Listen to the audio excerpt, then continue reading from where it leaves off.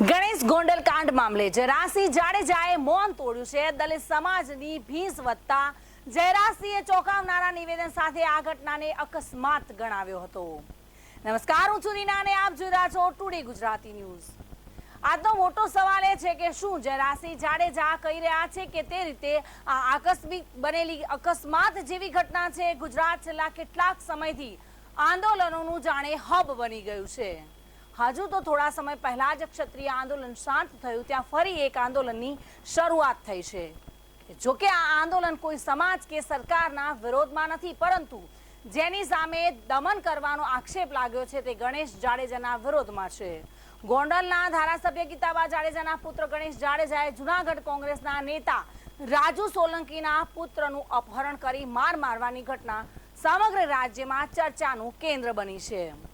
અનુસૂચિત જાતિ સમાજના જૂનાગઢના પ્રમુખ રાજુ સોલંકીના પુત્રનું અપહરણ કરી મારવાનો ગુનો ગણેશ જાડેજા પર નોંધાયો છે। ગણેશ જાડેજા હાલ જેલમાં છે, પરંતુ દલિત સમાજે ગણેશ પર ગાળિયું વધુ કસવા માટે એક મહારેલીનું આયોજન કર્યું હતું અને જૂનાગઢથી નીકળેલી આ રેલી ગોંડલ પહોંચી જનસભામાં ફેરવાઈ હતી। તો બીજી તરફ ગણેશના સમર્થનમાં પણ ગોંડલમાં અનેક લોકો આવ્યા હતા અને શું બની છે આ સમગ્ર ઘટના? ગુજરાત છેલ્લા કેટલાક સમયથી આંદોલનનું જાણે હબ બની ગયું છે।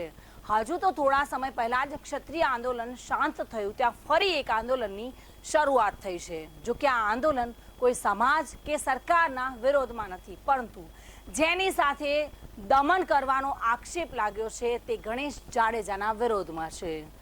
પહેલા દ્રશ્યો દલિત સમાજની મહારેલીના છે।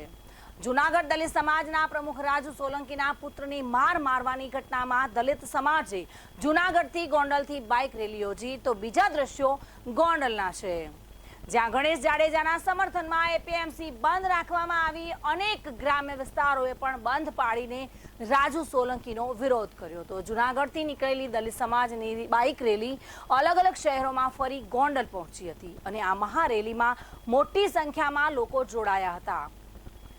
તે સાથે જ જય ભીમના નારા સાથે ગણેશ જાડેજા સામે કડક કાર્યવાહીની માંગ કરવામાં આવી હતી। જોકે આપણે જણાવી દઈએ કે ગણેશ જાડેજા વિરુદ્ધ ફરિયાદ દાખલ થઈ છે અને હાલ ગણેશ જાડેજા જેલમાં છે, પરંતુ દલિત સમાજે ગણેશ જાડેજા વિરુદ્ધમાં વધુ કેટલીક કલમો ઉમેરવાની માંગ કરી છે અને દલિત સમાજની મહારેલી ગોંડલમાં પ્રવેશ્યા બાદ મહાસંમેલન યોજવામાં આવ્યું હતું। આ સંમેલનમાં મોટી સંખ્યામાં લોકો જોડાયા હતા। સ્ટેજ પરથી તમામ લોકોએ એક જ સ્વરમાં ગણેશ જાડેજા સામે કડક કાર્યવાહી કરવાની માંગ કરી હતી। સાથે જ ચેલેન્જ પણ આપી હતી કે તે પણ સ્પષ્ટ કરી હતી કે અમારી લડાઈ કે સમાજ કે સરકાર સામે નથી, અમારી લડાઈ માત્ર ને માત્ર ગણેશ જાડેજા સામે છે।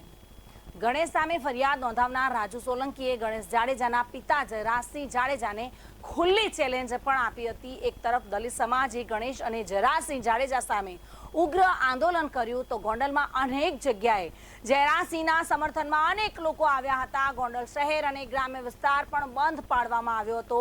અનેક જગ્યાએ ગણેશ જાડેજાના સમર્થનમાં પોસ્ટરો પણ લાગ્યા હતા, તો સૌથી મોટી ગોંડલ એપીએમસી પણ બંધ રહી હતી।